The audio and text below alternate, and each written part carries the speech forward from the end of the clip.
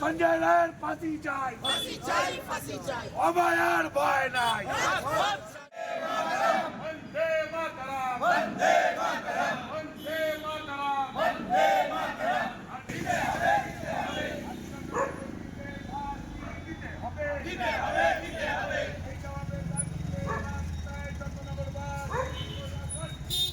হুঁশিয়ার, হুঁশিয়ার।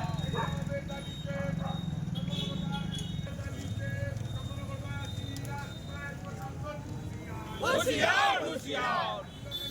দিতে হবে, দোষীদের ফাঁসি দিতে হবে, দিতে হবে, দিতে হবে, দিতে হবে, দিতে হবে।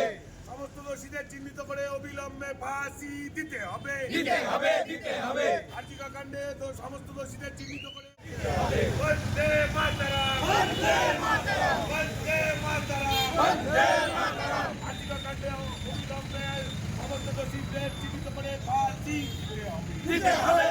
অভয়ার ভয় নাই, রাজপথ ছাড়ি নাই। আর্জিকর কাণ্ডে সমস্ত দোষীদের ফাঁসি দিতে হবে, দিতে হবে, দিতে হবে। দায়িত্ব বলি অভয়ার ভয় নাই, রাজপথ ছাড়ি নাই।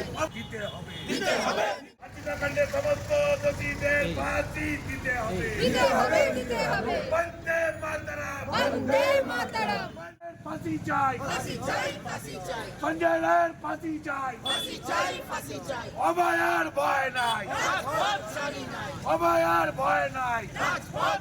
এ ধরনের ঘটনা ঘটেছে তো অবশ্যই পশ্চিমবাংলায় এমন একটা নজির গড়া উচিত যে এটাকে কেন্দ্র করে, এই রায়কে কেন্দ্র করে আগামী দিনে এই ধরনের ঘটনা সম্মুখীন যেন সমাজকে না হতে হয়। তার জন্যই আজকে আমরা ফাঁসির দাবিতে রাস্তায় নেমেছি। কারণ এতে কোনোরকম এই যাবজ্জীবন এইরকম সাজা আমরা ঠিকভাবে মেনে নিতে পারবো না।